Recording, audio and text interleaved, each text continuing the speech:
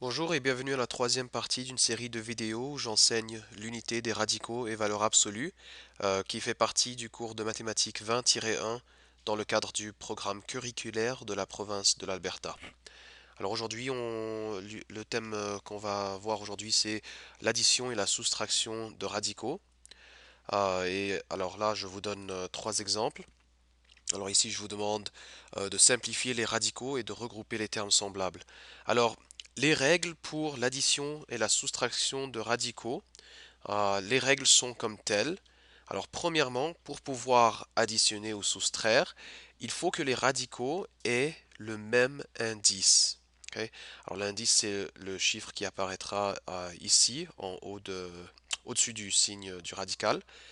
Pour une racine carrée, le numéro ici, c'est 2. Mais par contre, alors ce serait répétitif de mettre un 2 ici. Alors on ne le fait pas. Mais alors voilà, alors ça c'est la première règle pour l'addition et la soustraction des radicaux, c'est que l'indice doit être le même. La deuxième chose, c'est que le radicande doit être le même. Ok. Alors par exemple, en regardant ceci, la racine carrée de 50 plus 3 fois la racine carrée de 2, tu ne vas pas tout simplement additionner 50 et 2 ensemble pour avoir racine carrée de 52. Alors ça c'est erroné, c'est une erreur. Ce n'est pas ça qu'il faut faire. Alors en fait, il faut prendre ce radical et le changer sous forme de radical composé. Ok, sous forme composée. Alors c'est ce que je fais ici dans les exemples que je vous présente ci-dessous. Alors je prends la racine carrée de 50. Et la racine carrée de 50, je veux la changer en forme composée. Alors pour faire ceci, il faut que je détermine quel est le plus grand carré parfait par lequel je peux diviser 50. Et dans ce cas-ci, ce plus grand carré parfait serait 25. Ok. Et alors la racine carrée de 25 fois la racine carrée de 2 me donne 50. Et la raison pour laquelle je veux faire ça, c'est parce que la racine carrée de 25, je peux la simplifier comme étant la racine carrée, désolé, comme étant 5. Alors là, 5 fois la racine carrée de 2. Ok, alors ça c'est un concept dont je vous avais parlé euh, dans des vidéos, dans la dernière vidéo, je pense. Oui, dans la dernière vidéo.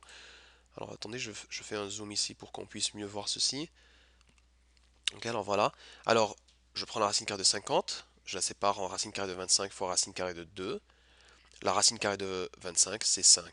Et maintenant, 5 racine carrée de 2 plus 3 racine carrée de 2. Là, je peux additionner ces radicaux ensemble. La raison pour ceci, c'est que l'indice est le même, le radicande est le même. Alors, finalement, tu peux penser à ça comme si c'était 5 pommes plus 3 pommes te donne combien de pommes? Mais ça te donne 8 pommes. Mais en fait, c'est pas pommes, c'est racine carrée de 2. Même chose alors pour B. Alors, moins la racine carrée de 27 plus 3 racine carrée de 5 moins racine carrée de 80 moins 2 racine carrée de 12. En regardant ceci, je vois qu'il y a trois termes que je pourrais simplifier et changer ça convertir ça en forme composée, en forme radicale composée. Alors, moins racine carrée de 27, la racine carrée de 27, je sais que je peux simplifier ça comme étant la racine carrée de 9 fois la racine carrée de 3. Et alors là, tu as moins 3 racine carrée de 3, car la racine carrée de 9 devient 3. 3 racine carrée de 5 reste le même. La racine carrée de 80, je sépare ça en racine carrée de 16 fois racine carrée de 5. Et encore une fois, je fais ceci parce que la racine carrée de 16, c'est 4. Ok. Alors là, j'ai 4 racines carrées de 5. Et ensuite, me reste moins 2 racines carrées de 12. Alors la racine carrée de 12, je sépare ça en racine carrée de 4 fois racine carrée de 3. Et 2 fois la racine carrée de 4 qui est 2. Alors 2 fois 2 c'est 4. Alors 4 racine carrée de 3. Et ensuite tu mets les termes semblables ensemble. Alors moins 3 racine carrée de 3, moins 4 racine carrée de 3 me donne moins 7 racine carrée de 3. Et ensuite 3 racine carrée de 5 moins 4 racine carrée de 5 me donne moins 1 racine carrée de 5. Et c ici, la racine carrée de 4c moins 4 fois la racine carrée de 9c. Encore une fois, là, c'est la même idée. Il faut essayer de simplifier ces termes-là, les changer en forme radicale composée. Alors, la racine carrée de 4c, j'exprime ça comme étant... Désolé, j'exprime ça comme étant la racine carrée de 4 fois la racine carrée de c. Et ensuite, moins 4 racine carrée de 9c, j'exprime ça comme moins 4 fois la racine carrée de 9 fois la racine carrée de c. La racine carrée de 4 devient 2. La racine carrée de 9 devient 3. Et ensuite, là, de ce côté-là, j'ai 2 racines carrées de c. Et de l'autre côté ici, j'ai 4 fois la racine carrée de 9, qui était encore une fois 3. Et moins 4 fois 3 me donne moins 12 racine carrée de c. Et maintenant, je mets les termes semblables ensemble. Ok, alors 2 racines carrées c, moins 12 racines carrées c pour me donner moins 10 racines carrées de c. Alors là, vous avez un travail d'addition et de soustraction des radicaux. Vous avez accès à cette feuille de réponse sur SchoolZone. Maintenant, je continue avec la multiplication des radicaux. Désolé, désolé un instant.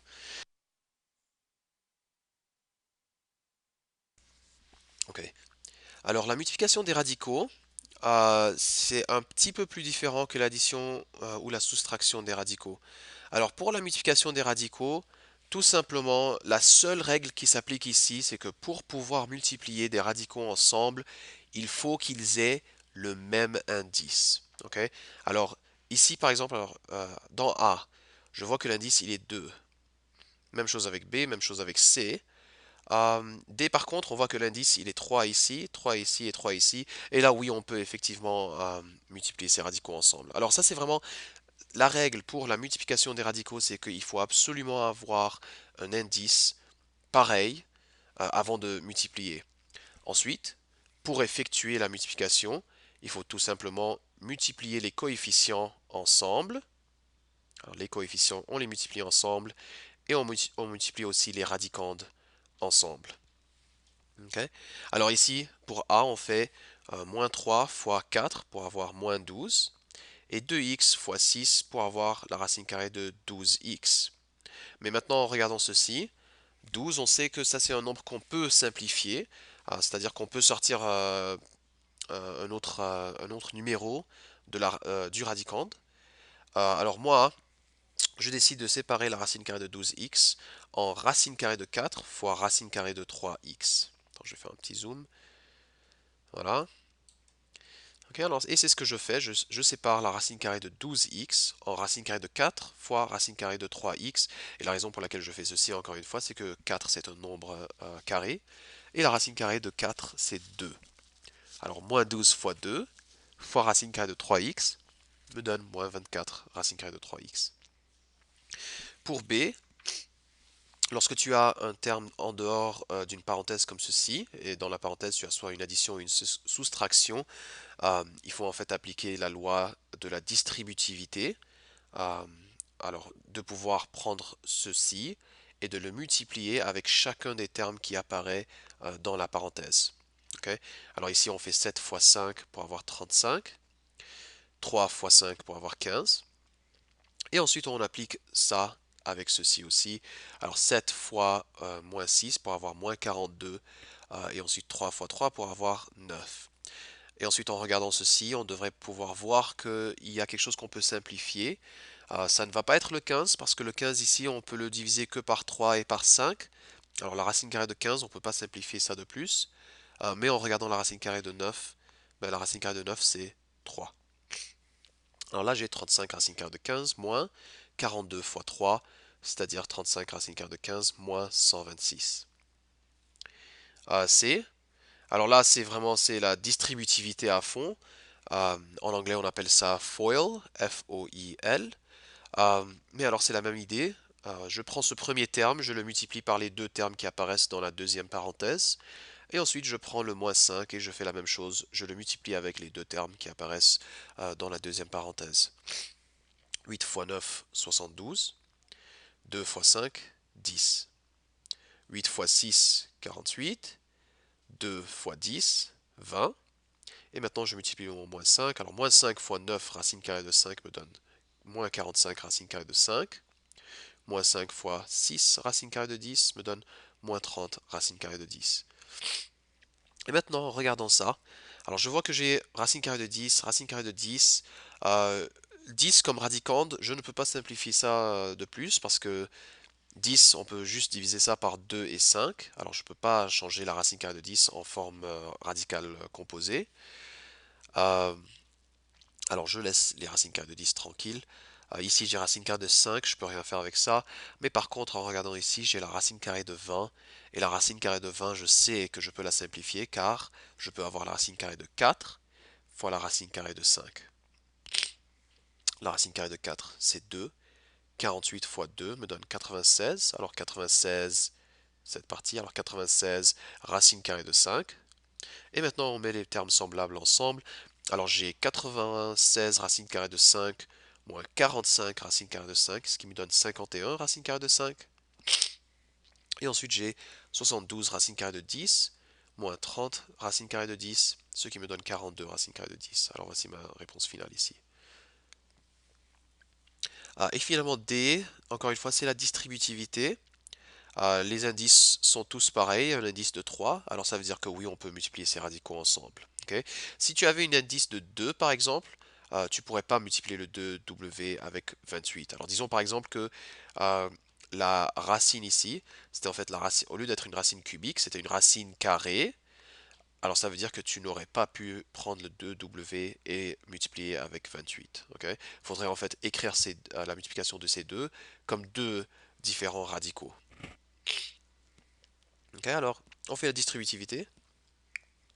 9. Alors on applique ce terme-là, on le multiplie par ces deux termes ici. Alors en faisant ce premier terme fois ça, alors 9 fois un coefficient. Alors le manque d'un coefficient veut en fait dire qu'il y a un coefficient de 1. Alors c'est 9 fois 1 pour avoir 9. Et racine cubique de 2W fois 4W me donne 8W carré. Et je fais la même chose avec celui-là. Alors 9 fois 7 pour me donner 63. Et racine cubique de 2W fois 28 me donne 56W. Mais en regardant ceci, alors je vois que 8W carré et 56W, je pense que je peux séparer la racine cubique de 8. Ou en fait, je peux la simplifier plutôt. Même chose ici, la racine cubique. Désolé, je pense que j'ai dit la racine carrée, mais c'est la racine cubique de 8, je peux la simplifier. Et je peux aussi simplifier la racine cubique de 56. Alors, je réécris ceci. Alors comme 9 fois racine cubique de 8 fois la racine cubique de W au carré. La racine cubique de 8 c'est 2. 9 fois 2 me donne 18. Alors là j'ai 18 racines cubiques de W au carré. De ce côté-là, 56, je sors la racine cubique de 8 fois la racine cubique de 7, W. Alors je simplifie ça de cette manière, car je sais que la racine cubique de 8 est égale à 2, et 63 fois 2 me donne 126. Alors là, j'ai simplifié ce terme-là comme étant 126 racine cubique de 7W. Ok, alors ça c'était la multiplication des radicaux. Maintenant, pour ce qui est de la division des radicaux, la division des radicaux est carrément la même chose que la multiplication, c'est-à-dire que les règles sont toujours les mêmes, c'est-à-dire que il faut avoir le même indice, et on peut diviser les coefficients ensemble et les radicandes ensemble. Ok. Mais par contre ici, alors par exemple ici 4 divisé par 2 te donne 2, et la racine cubique de 6 divisé par la racine cubique de 3, c'est la racine cubique de 6 divisé par 3 qui est 2. Alors c'est la même chose que la multiplication, sauf que maintenant il y a quelque chose qui s'appelle de rationaliser le dénominateur. Ok. Alors rationaliser le dénominateur, je vous l'explique ici. Alors, c'est-à-dire que c'est de convertir une expression en un nombre rationnel sans changer sa valeur. Et ensuite, je vous rajoute, si le radical se trouve au dénominateur, il faut multiplier le numérateur et le dénominateur par une quantité qui donnera un nombre rationnel au dénominateur. Ok, alors pour vous expliquer ça, tout simplement, la règle est que si tu as une fraction comme ceci, il faut toujours se débarrasser des radicales, du signe de radical qui apparaît dans le dénominateur. C'est ça la règle. Ok. Alors il faut se débarrasser de n'importe quel signe de radical qui apparaît dans le dénominateur. Tu fais ceci en multipliant par la racine carrée de ce même radical sur la racine carrée de ce même radical. Et la raison pour laquelle tu multiplies par ceci, c'est parce qu'en fait, la racine carrée de 3 divisé par la racine carrée de 3, c'est 1. Alors comme ça, tu n'es pas en train de changer la valeur de l'expression, mais là, tu es en train de te débarrasser du radical dans le dénominateur, parce qu'en faisant la racine carrée de 3 fois la racine carrée de 3, ça te donne la racine carrée de 9, qui est juste 3, et ensuite ils font 2 fois 3 pour avoir 6. Ok. Dans le numérateur, 5 fois la racine carrée de 3, tu l'écris tout simplement 5 fois la racine carrée de 3. Ok. Alors ça c'est l'idée ici, c'est que il faut absolument se débarrasser du radical qui apparaît dans le dénominateur. Ok. Alors je vous fais... alors je pense oui, on avait fait ces exemples en salle de classe. Alors pour le premier ici, la racine carrée de 24x carré divisé par 3x, bah alors 24 divisé par 3, c'est 8. X carré divisé par x, c'est x. Alors c'est la racine carrée de 8x. Euh, Ici, par contre, j'ai 2 divisé par un coefficient. Alors encore une fois, le manque de coefficient ici veut en fait dire que c'est un coefficient de 1. 2 divisé par 1 me donne juste 2. Et 51 divisé par 3 me donne 17. Ok. Ici, par contre, on ne peut pas effectuer une division entre ces coefficients, ni entre ces radicandes. Alors, aussitôt que tu n'arrives plus à diviser comme ça, pour simplifier, comme on l'avait fait dans les deux premiers exemples, il faut en fait multiplier par, euh, comme on l'avait fait ici, il faut multiplier par 1, mais tu multiplies par 1 en exprimant le numérateur et le dénominateur de la racine carrée de 2. Ok, alors on prend ceci et tu le multiplies par la racine carrée de 2 sur la racine carrée de 2. Et la raison pour laquelle on fait ceci, encore une fois, c'est pour se débarrasser du radical dans le dénominateur, car 3 fois racine carrée de 2 fois racine carrée de 2, c'est racine carrée de 4, qui est juste 2. Alors 3 fois 2 te donne 6. Ok. Dans le numérateur, 4 fois racine carrée de 5n fois racine carrée de 2. Comme on avait vu avec la multiplication, tu multiplies les coefficients ensemble. Alors ici, 4 et 1 ensemble te donnent 4. Et les radicands d'ensemble, 5n. Attendez, je fais un zoom encore. Les radicands d'ensemble, alors 5n fois 2 te donne 10n. Ok. Maintenant, tu as 4 racine carrée de 10n sur 6. 4 sur 6, c'est une fraction qu'on peut simplifier comme étant 2 tiers. Ok. Alors 2 tiers, voilà. Alors ça, ce serait ta réponse finale. Ensuite ici, alors en regardant ceci, on a 4 racines carrées de 11 divisé par y racine cubique de 6. Alors ici, pour se débarrasser de la racine cubique de 6, il faut en fait comprendre que la racine cubique de 6, c'est 6 exposant 1 tiers. Ok. Alors pour pouvoir simplifier 6 exposant 1 tiers, c'est-à-dire, désolé, pour pouvoir rationaliser le dénominateur ici, il faut se débarrasser de 6 exposant 1 tiers. Mais la seule façon dont on va se débarrasser de ceci serait de multiplier par 6 exposant 2 tiers sur 6 exposant 2 tiers. Et la raison pour laquelle tu fais ceci, c'est parce que 6 exposant 1 tiers fois 6 exposant 2 tiers te donne 6 exposant 3 tiers, qui est juste 6 exposant 1. Et alors voilà, tu viens de te débarrasser du signe de radical dans le dénominateur. Ok. Si tu avais décidé ici de multiplier par la racine cubique de 6, ça n'aurait pas fonctionné parce que la racine cubique de 6 fois racine cubique de 6 sur racine cubique de 6, alors là dans le dénominateur, en multipliant 6 exposant 1 tiers fois 6 exposant 1 tiers, tu aurais eu 6 exposant 2 tiers dans le dénominateur, qui en fait est toujours un radical. Ok, c'est toujours un radical. Alors là, tu t'es pas débarrassé du signe de radical. Alors, encore une fois, pour se débarrasser du signe de radical de 6 exposant 1 tiers, il fallait multiplier par la fraction de 6 exposant 2 tiers divisé par 6 exposant 2 tiers. Alors je fais ça. Alors 4 fois racine carrée de 11 fois la racine cubique de 6 exposant 2. Parce qu'encore une fois, je vous rappelle que Alors ça, c'était des règles qu'on avait vues, je pense, dont je pense que je vous avais parlé dans les vidéos antécédentes. Euh, mais ici, 6 exposant 2 tiers, ce serait la même chose de dire 6 exposant 2, et ensuite le tout exposant un tiers. Ok? Et alors, je le réécris sous forme de radical comme ceci. Ensuite, dans le dénominateur, c'était y fois et 6. Ok?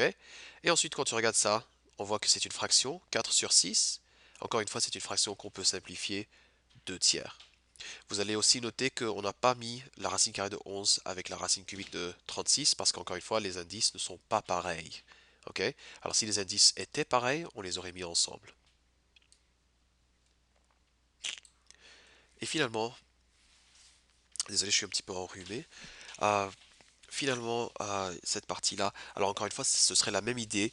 Pour se débarrasser de la racine cubique de 9p, il fallait multiplier par 9p exposant 2 tiers. 9p exposant 2 tiers. Ok.